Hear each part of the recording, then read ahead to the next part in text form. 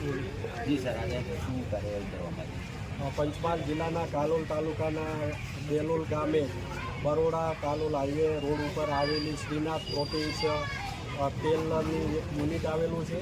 આ શ્રીનાથજી ઓઇલ માર્કેટની અંદર અમારી જિલ્લા પુરવઠાની ટીમ અને મામલતદાર તાલુકાની સંયુક્ત ટીમ દ્વારા આકસ્મિક તપાસણી કરતાં જે સ્ટોક પત્રક કે એવું કંઈ નિભાવેલું નથી, વેચાણ પત્રક ને વેચાણના બિલો પણ રજૂ કરેલ નથી અને જે ખરીદીના બિલો છે, ખાસ કરીને જે વડોદરાની જે નિશા એન્ટરપ્રાઇઝ ત્યાંથી 74,600 લીટરનો જે કાચા પામ ઓઇલની જે ખરીદી કરેલી છે એ ખરીદીના બિલો મળી આવેલ છે, પણ અહીંયા કયા કયા વેપારીઓને આપેલા છે તેના કોઈ એટલા રેકર્ડ મળ્યા નથી અને જે રેકર્ડ મળ્યા છે એની ક્રોસ તપાસણી ચાલુ છે.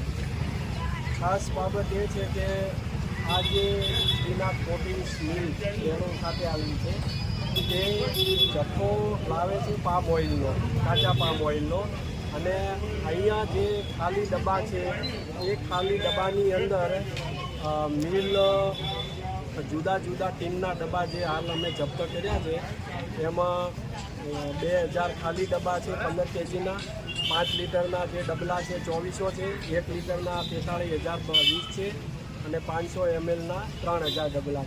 આની અંદર છે રિફાઇન કોટન ઓઇલ જે માર્કો અને લેબલ મારી અને વેચાણ કરવામાં આવતું હોય તેવું પ્રાથમિક દ્રષ્ટિએ જણાવી આવેલ છે અને એ જ યુનિટમાંથી કોટન ગોલ્ડ રિફાઇન્ડ ઓઇલના 2500 લેબલ મળી આવેલ છે, શક્તિ રિફાઇન કોટન મિલના 4500, ધરતી રિફાઇન કોટન ઓઇલના 4000, રજવાડી રિફાઇન કોટન ઓઇલના 3000 અને કલ્યાણપતિના 7000.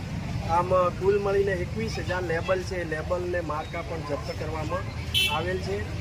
આનો સીધો મતલબ એવો થાય છે કે જે પામ ઓઇલ છે એ પામ ઓઇલને આ જે ખાલી ડબ્બા છે જે 1 લીટરના જે બોટલ છે એની અંદર ભરી અને જુદી જુદી જગ્યાએ પંચમહાલ જિલ્લામાં વેચાણ કરવામાં આવી રહ્યું છે.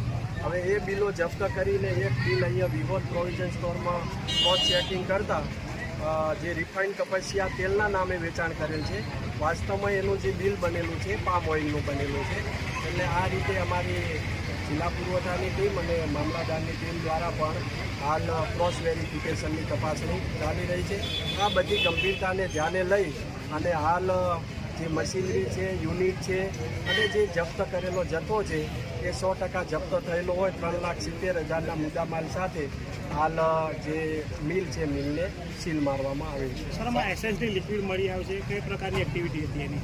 એસેન્સનો એક જે બેરલ છે ભરેલું પડ્યું છે, પણ હજુ કન્ફર્મ નથી થયેલું કે એસેન્સ છે કે શું છે, પણ એને પણ જપ્ત કરવામાં આવ્યું છે.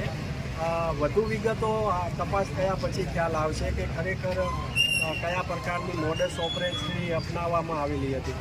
સાહેબ, પ્રાથમિક એવું કહી શકાય કે પામ ઓઇલને કપાસિયા તેલના લેબલ પ્રાથમિક દ્રષ્ટિએ તો એ સાબિત થાય છે, કારણ કે જે બિલો બનેલા છે એ પામ ઓઇલના છે અને જે લેબલ મારેલા છે એ રિફાઇન્ડ કપાસિયા તેલના છે.